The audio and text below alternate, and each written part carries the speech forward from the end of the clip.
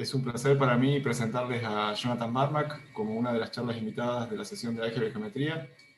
Jonathan es de la Universidad de Buenos Aires, de hecho realizó el doctorado ahí, luego de algunas estadías postdoc afuera, ha vuelto y es un placer tenerlo entre nosotros, un exponente muy interesante de todo, con todo lo que sabe de topología algebraica y bueno, con sus aplicaciones a teoría de grupos como lo que nos va a presentar hoy.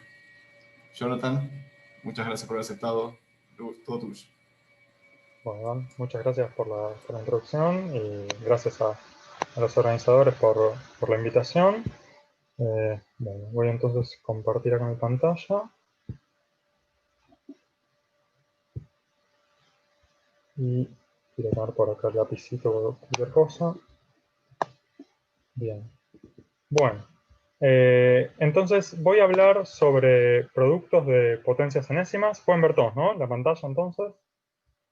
Y son productos de potencias enésimas en grupos libres y en un rato van a aparecer estas escaleras que se mencionan ahí en el título. Para empezar, quiero recordar cuáles son los enunciados de estos problemas de Burnside. Si D y N son dos números naturales, entonces el grupo de Burnside en D generadores y exponente N es el que está justamente generado por X1, XD, estas son las variables, y las relaciones en principio son infinitas, son todas las potencias enésimas de palabras en el grupo libre. Entonces, concretamente, el grupo de Burnside es el cociente entre el grupo libre generado por las XY, cocientado por el subgrupo normal generado por todas las potencias enésimas, ¿sí?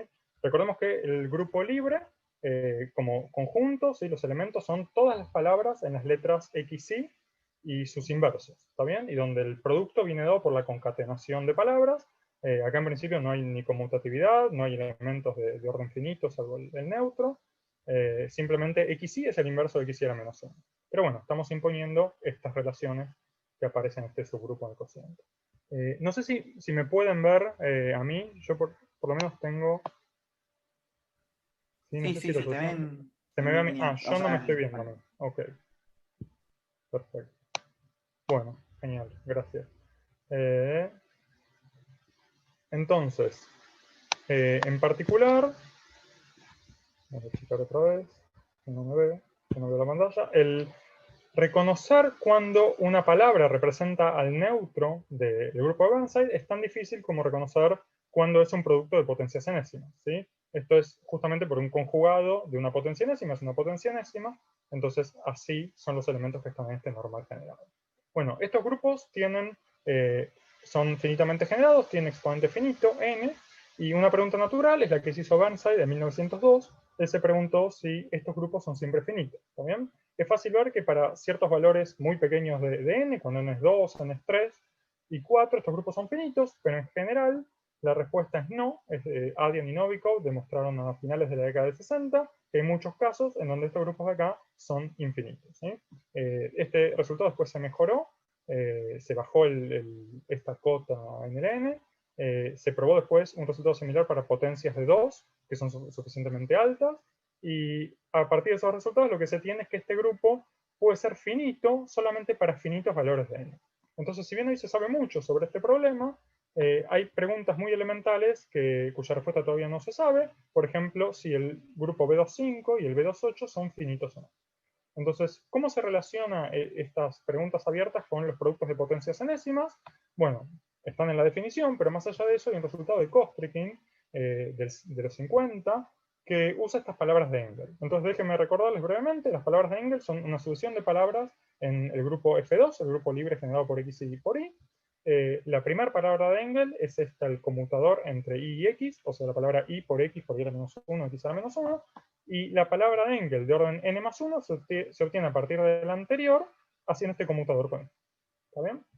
El resultado de Kostrikin lo que dice es que si la palabra E6, esta palabra muy específica, no es un producto de potencias quintas, entonces el B25 es un grupo infinito. ¿Está bien? Entonces estas son cuestiones abiertas. No se sabe si este grupo es finito, no se sabe si E6 es un producto de potencias quintas. En general, no hay un método, no hay un algoritmo por lo menos que permita decidir si una palabra dada es un producto de potencias enésimas, ni siquiera en F2. ¿Está bien? Entonces ese es el problema del que quería hablar hoy. cuando una palabra es un producto de potencias enésimas. Esto no lo vamos a poder resolver, eso sería un resultado fantástico. Simplemente voy a dar algunas condiciones que son necesarias para que una palabra dada sea un producto de potencia. ¿Está bien? Entonces, lo primero que quiero hacer es recordar una construcción. Esto es un invariante que algunos quizás me escucharon hablar el año pasado. El winding invariant es una construcción que lo que permite es a una palabra, por lo menos si está en el derivado, asociarle un polinomio logrante en dos variables, ¿sí? Entonces, empezamos con una palabra arbitraria en F2. Entonces, otra vez, esto es una palabra en las letras X, Y y sus inversos. Y a partir de esa palabra vamos a definir una poligonal en el plano, esta gamma W, que se define de la siguiente manera. La definición la vamos a hacer solamente en un ejemplo y se va a entender cuál es la construcción general. La poligonal empieza siempre en el origen, ¿está bien? Y vamos a ir leyendo la palabra de izquierda a derecha. Cada vez que encontremos una X elevada a la 1, lo que vamos a hacer es movernos una unidad hacia la derecha, ¿sí? Como en este caso. Acá tenemos X al cubo, entonces nos vamos a mover 3 unidades hacia la derecha, y la Y a la 1 nos va a decir que nos movemos una unidad hacia arriba. ¿Está bien? X a la menos 1 va a decir que nos movemos para la izquierda, y a la menos 2, 2 unidades hacia abajo. Así tenemos la curva asociada a esta palabra de acá. Fíjense que alrededor de este cuadradito la curva va a estar dando 2 vueltas, y eso tiene que ver con la forma específica que tiene esta palabra. ¿Está bien? Si bien esta curva es cerrada en este ejemplo particular, termina también en el origen, en general no tiene por qué pasar eso. El punto final de la curva gamma W tiene como coordenadas el exponente total de X en W, coma el exponente de Y en W. En este ejemplo, el exponente de X es 3 menos 1, menos 2, más 1, menos 1, que es 0, ¿sí? Y lo mismo pasa con Y, pero en general la curva puede terminar en cualquier lado. Bueno, para las palabras que tienen esos dos exponentes iguales a 0, esas son exactamente las que viven en el derivado, en el conmutador de F2 con el mismo.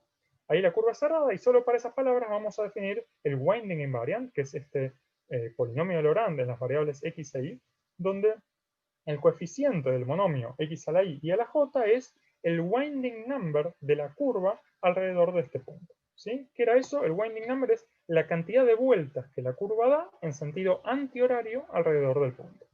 Entonces, en el ejemplito que tenemos acá, fíjense que la curva da una vuelta en sentido antihorario alrededor de este punto, del centro de este cuadrado, y por eso escribimos un 1 para indicar que está ese winding number. Eso lo que nos dice es que el monomio, esto es cuando tengo que mirar el vértice inferior izquierdo del cuadrado, cuando el monomio es x al cuadrado por y a la 0, el coeficiente en el polinomio va a ser 1. ¿Está bien? La curva alrededor de este cuadrado da también una vuelta, pero acá en sentido horario. Entonces el winding number es menos 1. Entonces el coeficiente de x a la 1 por y a la menos 1 va a ser menos 1. ¿Está bien? Este menos 2, estas dos vueltitas que aparecían acá, van a ser el coeficiente entonces de otro monomio. Bueno, así tenemos esta construcción de acá. Esto es el winding invariant map, que entonces a cada palabra en el derivado le asocia un polinomio. Y algo que es fácil de ver es que esta construcción da en realidad un morfismo de grupos, ¿sí? Si tenemos dos palabras que están en el derivado y consideramos el producto, entonces la curva asociada al producto va a ser recorrer la curva asociada al primer elemento concatenado con la otra curva. Entonces los winding numbers en cada cuadradito van a ser la suma de los dos números, y por lo tanto el polinomio asociado al producto es la suma de los dos polinomios. ¿Vale? Bueno, tenemos esta construcción y ya podemos dar una primera aplicación muy elemental a productos de potencias enésimas, por lo menos con n igual a 2. Un caso muy elemental. Lo que vamos a ver es una demostración alternativa, un resultado de Lindon y de Newman del 73. Este es Morris-Newman. Y lo que ellos prueban es que esta palabra específica, el conmutador entre x e y, ¿sí? Es de la palabra x y, x a la menos 1 y a la menos 1, es un producto de 3 cuadrados, pero no es un producto de 2 cuadrados. ¿Sí? Ver que es un producto de 3 cuadrados, eso no es difícil, uno los exhibe, esos 3 cuadrados, también se puede ver esto geométricamente, y chequea que vale esta identidad. ¿Sí? Otra vez veamos este ejemplito, porque por ahí para los que no trabajan tanto con grupos libres, igual lo mismo que pasa en cualquier grupo. Acá la segunda x de este cuadrado se tacha con la x a la menos 1 del primer factor de este cuadrado, y la segunda y que aparece acá se me tacha con una y a la menos 1, así que tengo justo esta palabrita. ¿Está bien? Entonces, lo interesante de la demostración es ver que esto no es un producto de 2 cuadrados. Lindon y Newman dan en su paper, de hecho, 3 demostraciones. Todas tienen que ver con ciertas representaciones del grupo libre, con matrices de 2×2 o matrices de 3×3. Y lo que vamos a ver ahora es una demostración totalmente distinta usando el winding invariant. ¿Sí? Entonces, veamos que el conmutador no puede ser un producto de dos cuadrados. Supongamos que si lo fuera, ¿sí? Entonces es a cuadrado por b cuadrado. Esto lo podemos reescribir como ab por un conjugado de ab. Fíjense que acá el b con el b de menos 1 se me tachan, ¿sí? Y notemos que en esta palabra x e y tienen exponente 0, ¿también? Como pasa en cualquier palabra del derivado. Entonces, como el b y el b a la menos 1 tienen en x y en y exponentes opuestos, lo que podemos concluir es que el exponente de ab es en x y en y son ambos 0. ¿Está bien? Porque justamente el doble de esos exponentes me tiene que dar 0. Entonces AB está también en el derivado, así que tiene sentido considerar el winding invariant de AB. ¿Sí? Entonces, ¿cuál es ese winding invariant? ¿Cuál es la curvita que está asociada a este producto de acá? Bueno, sabemos que va a ser una concatenación de la curva asociada a este y la curva asociada a este que está acá. ¿Sí? Entonces la curva empieza en el origen, recorreré la curva asociada a este AB, que no sé qué pinta tiene, es una curva cerrada, ¿sí? Supongamos que se parece a la construcción esta del ejemplo anterior, pero podría ser cualquier curva cerrada. Y después recorremos la curva asociada a el b a la menos 1. Esta ya no tiene por qué ser cerrada porque b a la menos 1 no tiene por qué estar en el derivado. Después tenemos que recorrer la curva asociada a b nuevamente, pero ahora trasladada, ahora empieza en este lugar, así que se parece otra vez a algo de esta pinta. Y después volvemos con la curva gamma b, que es el inverso de gamma b a la menos 1. Entonces fíjense que todos los winding numbers que aparecen acá son los mismos que aparecen en este lugar de acá. ¿Sí? Entonces, en particular, el winding invariant de este producto va a ser una suma de el polinomio asociado a AB y el mismo polinomio pero trasladado. ¿Sí? Me refiero a multiplicado por un monomio de la pinta x a la y por y a la j. ¿Sí? Entonces, tenemos una identidad de esta pinta. ¿Sí? El polinomio asociado al conmutador tiene que ser de esta forma. PAB multiplicado por un polinomio así de chiquito. Bueno, ahora, por otro lado, el polinomio asociado al conmutador entre x e y, este es bien fácil, porque la curva es x y x menos 1 y menos 1, da una única vuelta alrededor de este primer cuadrado del primer cuadrante, así que esto es el polinomio de Laurent 1. ¿Sí? Y la contradicción viene entonces, por ejemplo, de evaluar en el punto 1, 1, porque ahí tenemos que el número 1 es par, ¿sí? Y eso es absurdo. Entonces, acá tenemos esta primera demostración que usa el winding invariant, y acá ya aparece esta idea acá de evaluar el winding invariant de una palabra W en el 1-1. Eso es lo que llamamos el área de la palabra. Fíjense que esto también es un morfismo de grupo, estamos aplicando el winding invariant y después evaluando. Y hay dos formas por lo menos de entenderlo. Una es, esta es la suma de todos los coeficientes del polinomio de Laurent, y si lo vemos geométricamente es la suma de todos estos numeritos que aparecen dentro de los cuadrados, ¿sí? Que hay solamente finitos, no números.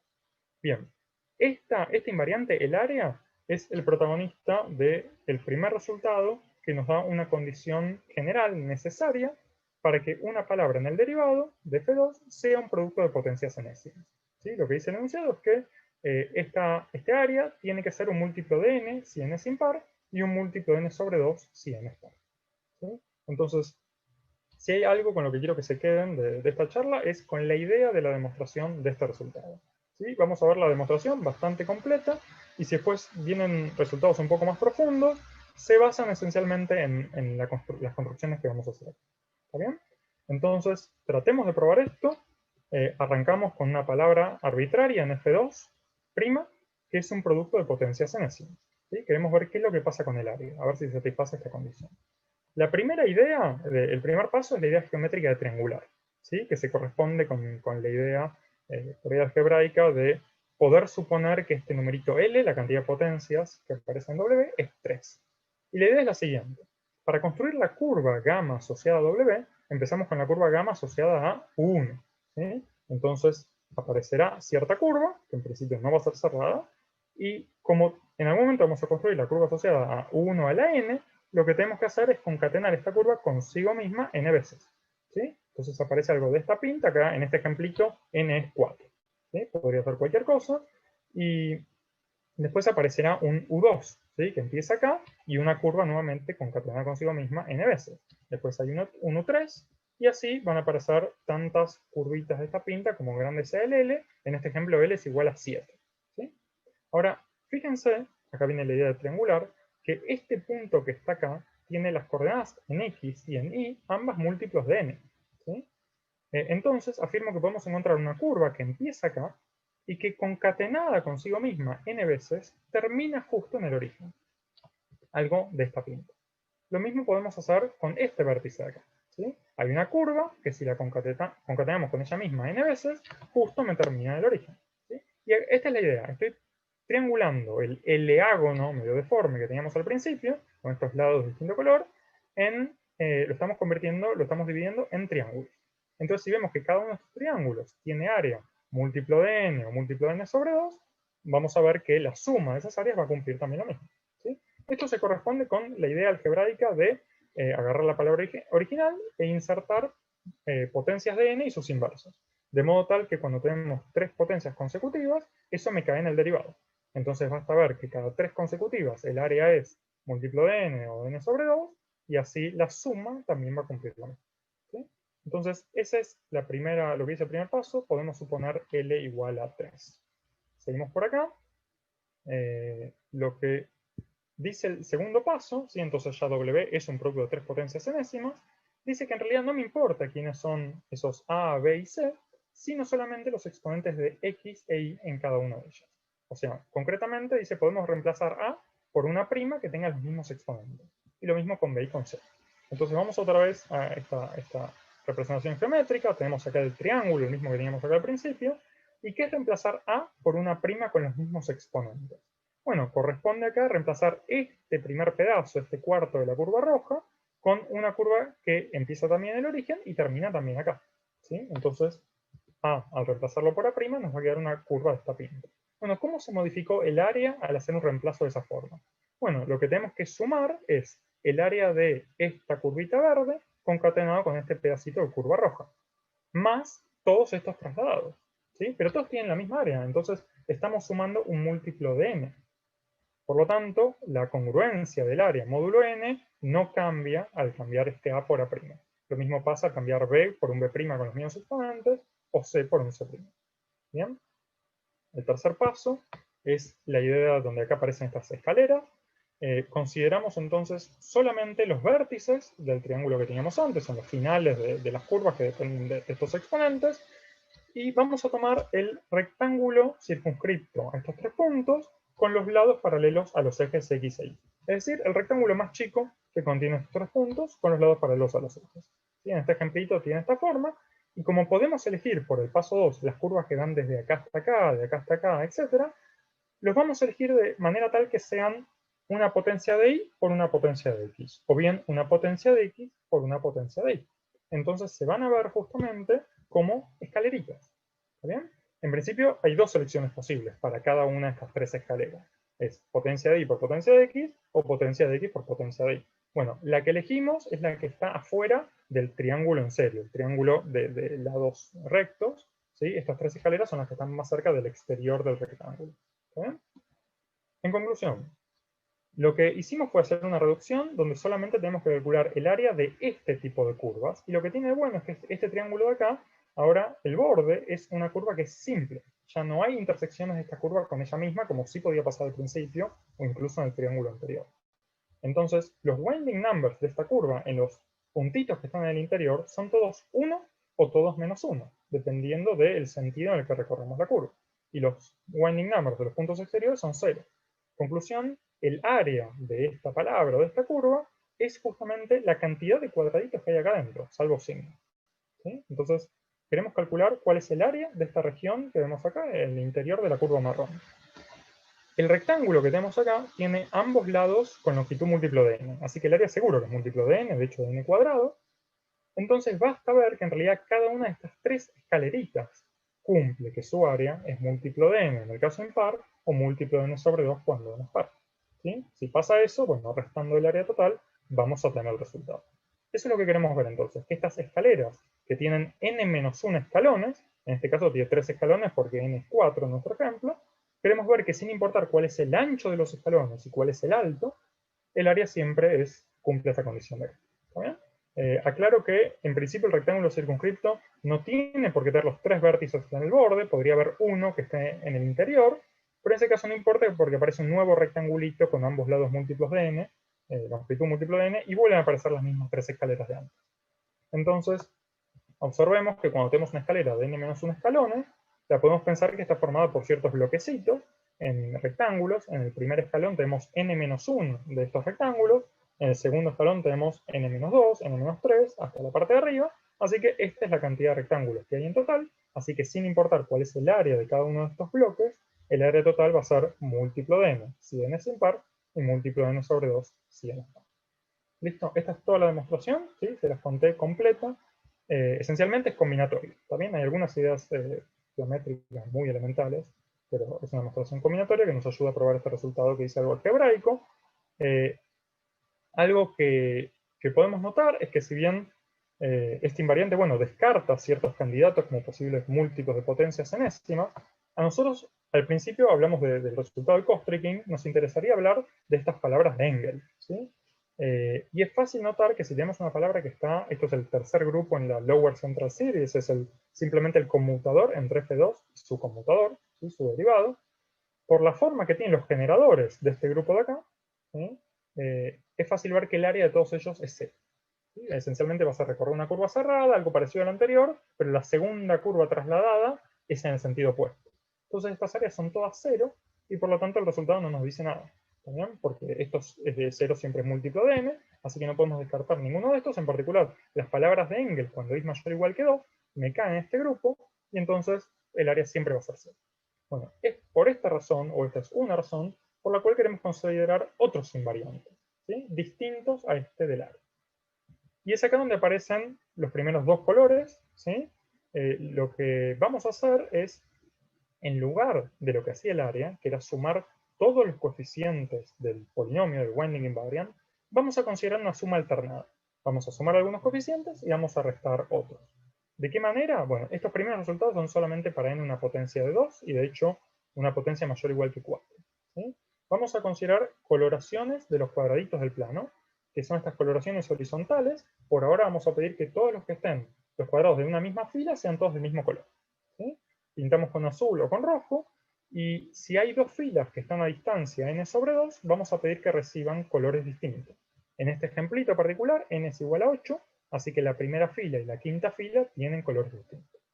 Bueno, como les adelantaba, el invariante lo que hace es agarrar una palabra en el derivado y considera la suma alternada de los coeficientes. Esto que está acá es una notación muy fea para el coeficiente del monomio x a la y a la j en el polinomio PW. Entonces sumamos todos los monomios que corresponden, los coeficientes que corresponden a monomios azules y restamos los que corresponden a monomios rojos, ¿sí? Y este invariante lo vemos en Zn.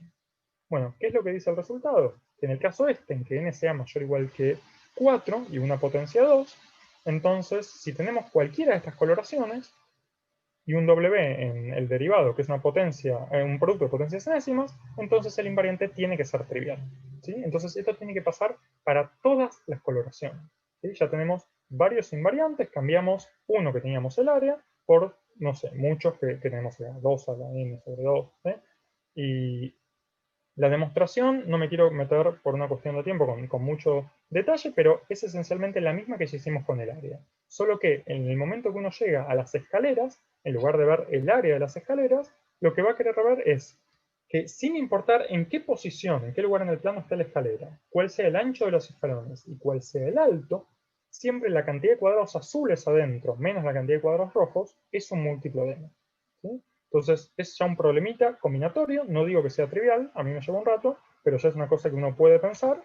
Acá hay una idea, está bien, pero no me voy a meter con eso, y uno tiene entonces muchos invariantes.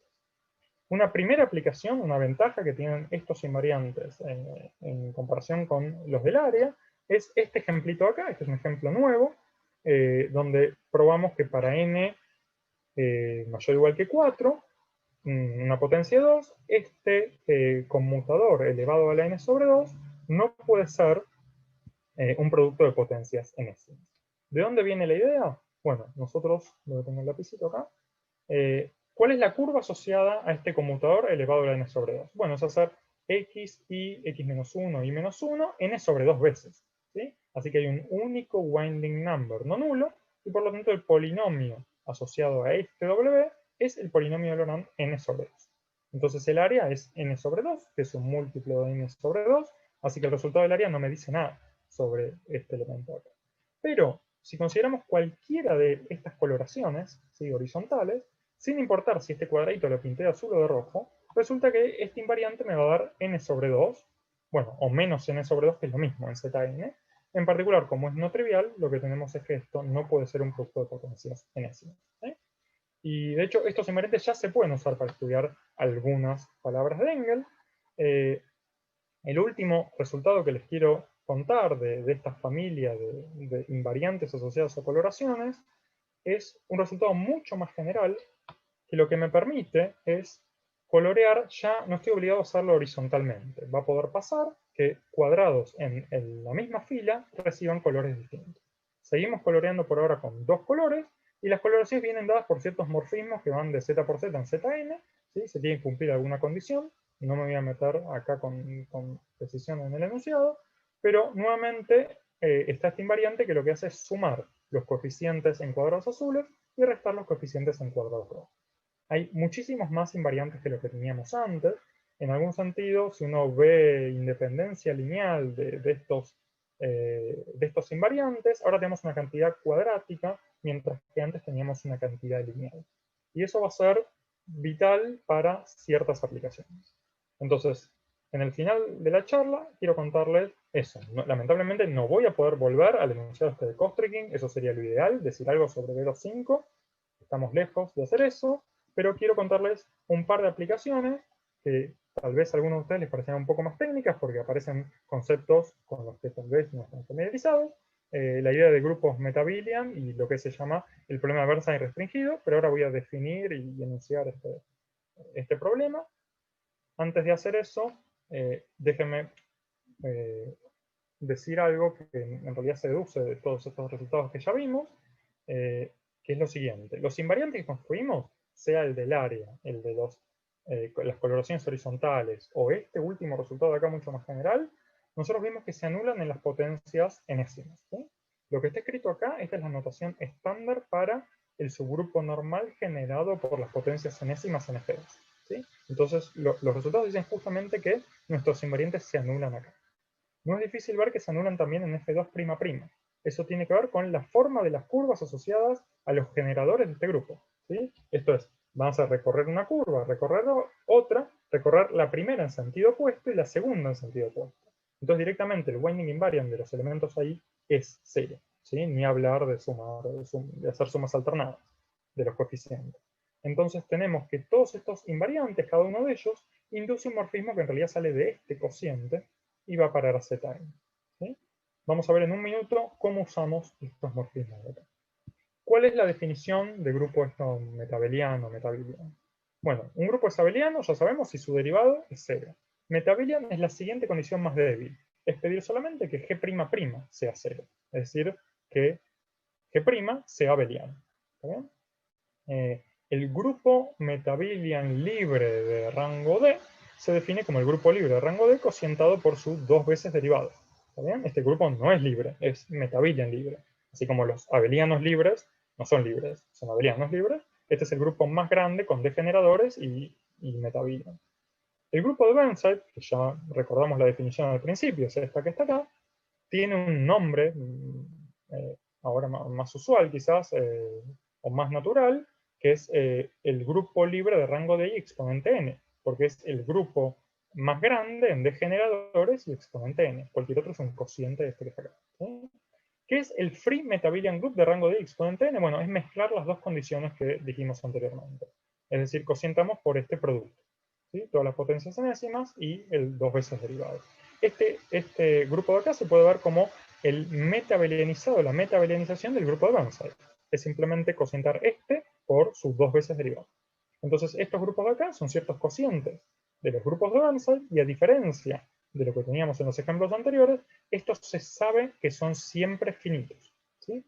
Entonces, muchas cosas que uno puede estudiar sobre estos grupos quizás son más sencillas y dan información sobre los grupos de Benside, que es lo más importante. Entonces, si bien esto se sabe que son finitos, se conoce muy poco, en particular no se sabe el orden, salvo para valores muy particulares de D y de N. Hay algunas cotas superiores e inferiores, que probó el mismo Newman que mencionaba al principio. Esta es una cota inferior, ¿sí?, para el orden de este grupo. Bueno, un resultado que probamos es un refinamiento de esta cota de acá. Fíjense que parece sutil porque lo único que hicimos fue cambiar este 1/4 por el 5/16, pero bueno, esto aparece multiplicado por el n cuadrado en el exponente, así que este número es un poco más grande del que aparece acá. ¿Y cuál es la idea? ¿De dónde viene la idea para hacer esta demostración? Bueno, nosotros habíamos visto que todos los invariantes que estudiamos salen de este lugar, o inducen morfismos que salen de acá y llegan a Zn. Pero el dominio de estos morfismos, si se fijan ahora, es exactamente el derivado del M2n. ¿Sí? Acá teníamos la definición del M2n, M de n, el derivado es justamente este grupo que aparece acá. Entonces estos morfismos salen de este lugar y llegan a Zn. ¿Sí? Si agarramos la colección de todos los morfismos que tenemos, que ahora son muchos, ¿sí? por las condiciones que pedimos en este teorema, entonces tenemos un morfismo mucho más grande que llega a un producto de copias de Zn, ¿sí? Que ahora en principio ya son muchas copias. Y lo que uno puede ver es que hay cierta independencia en los invariantes que definimos, y de esa manera puede ver que la imagen de este morfismo es grande en algún sentido, y el orden, en el sentido del orden, y el orden de la imagen, por supuesto, da una cota inferior para el orden del dominio. Bueno, esa cota inferior es la que aparece en esta desigualdad. ¿Está bien? Entonces, esta es una aplicación de estos muchos invariantes basados en coloraciones. El siguiente resultado, entonces, que quería mencionar, tiene que ver con el problema de Banzai restringido. ¿Sí? Este problema es tan importante como el problema de Banzai original. Ya desde la década del 30 se estudiaba, Magnus lo formalizó en los 50, y la pregunta es esta, ok, el grupo de Banzai de n no es finito, pero la pregunta es si existe un cociente finito máximo, en el sentido de que cualquier otro cociente finito debería ser un cociente de aquel. ¿Sí? Esto es equivalente a preguntarse si para D y N existen solamente finitos, grupos finitos en D generadores y de exponente N. ¿Está bien? Esas dos preguntas dicen lo mismo. Este es el problema de Burnside restringido, y una de las primeras personas que obtuvo resultados sobre esto fue el Kostrikin que enunciamos, que mencionamos al principio, para cuando N es un primo. ¿Sí? Y fue acá donde se metió justamente con todas las cosas, las identidades de Engel, que tienen que ver con las palabras de antes. Bueno, este problema estuvo abierto mucho tiempo. Selmanov en 1990 terminó de cerrarlo, ¿sí? Probó que siempre existen estos grupos máximos, sin importar quién es D y N. Primero lo hizo para N, una potencia de un primo impar, después también lo probó para cuando el primo es 2, y eso junto con una reducción que ya se conocía de antes, permitió probarlo para todo N. Entonces, estos grupos existen, ¿sí? De hecho a Selmanov le dieron la medalla Fields por este trabajo.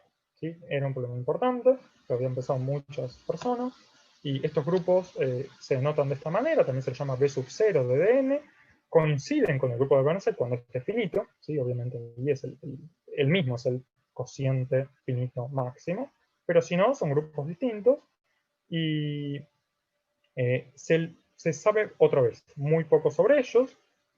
Fíjense que el grupo el metavine que consideramos antes, es uno de esta pinta, es un cociente finito, ¿sí? Pero estos en general son más grandes. Y en particular no se sabe cuál es el orden, salvo para valores muy pequeños de D y N. Otra vez hay algunas cotas, por ejemplo, para R28 se tenía esta cota inferior. Y un resultado que probamos usando nuestros invariantes es que vale una cota ligeramente más grande, si aparece solo este factor multiplicativo 2 a la 6, un 64 multiplicando, y la demostración es parecida a lo que decía antes. Lo que hicimos fue escalar en la demostración de esta desigualdad que está acá, aparece cierto cociente, y vimos que ese cociente tiene orden por lo menos 2 a la 6, justamente usando estos invariantes que construimos y viendo que la imagen tiene orden suficientemente grande. ¿Sí? Entonces es el mismo tipo de idea, pero bueno, este resultado realmente fue mucho más difícil de probar que este que está acá, también es más general, ¿no? Listo. Para terminar, ¿dónde están los otros colores? Porque hablamos solamente de azul y rojo. Muchos de los resultados que dije, ¿sí? Todos, se pueden extender a el caso n potencia de un primo impar. En este caso ya no vamos a pintar solamente con 2 colores, vamos a pintar con n colores. No p, que es lo que uno esperaría, ¿sí? Los enunciados son ligeramente distintos, es con n colores, y nuevamente uno tiene este enunciado más general de todos. Hay ciertos morfismos que me van a permitir pintar ¿sí? Partiendo de cierta coloración de Zn, cumple unas condiciones, y ahora ya no van a aparecer las sumas alternadas de los coeficientes del winding invariant, si este es el PW, sino que aparecen combinaciones lineales, que tienen que ver, bueno, con las definiciones que aparecen en el enunciado, y si W es producto de potencias enésimas, entonces este invariante tiene que ser 0 en Zn sobre P, ¿sí? No en Zn como pasaba antes. Bueno, listo. Eso era lo que quería contarles.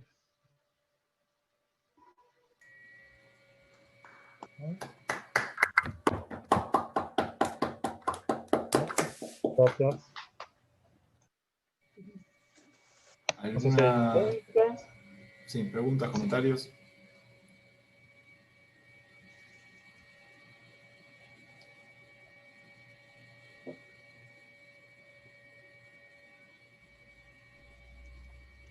Yo tengo una pregunta. ¿Puedo preguntar o porque soy parte de la organización no? A ver, dependiendo de la pregunta, vemos si la respondemos. A ver si me gustó. No, es una pregunta quizá medio pava, pero los cocientes de los grupos libres son, bueno, por lo que mostraste, medio inmanejables, ¿no? Uno no Sí. sabe ni siquiera el orden de este tipo de cosas. Claro. ¿No se intentó ver algunos usando teoría de representaciones o se aparecen en alguna teoría de representación geométrica o escriben sí algo? aparecen. Sí, hay muchos resultados que van por ese lado. Yo justamente lo que hice es algo ortogonal. Pero sí, Está hay bueno. resultados por ese lado, claro. Sí. Está muy lindo.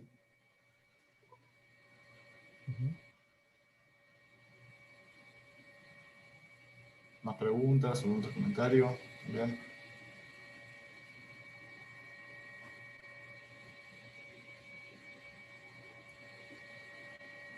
Bueno, si no, le agradecemos nuevamente a Jonathan por esta gran charla. Muchas gracias. Fue muy bueno, así que... Gracias.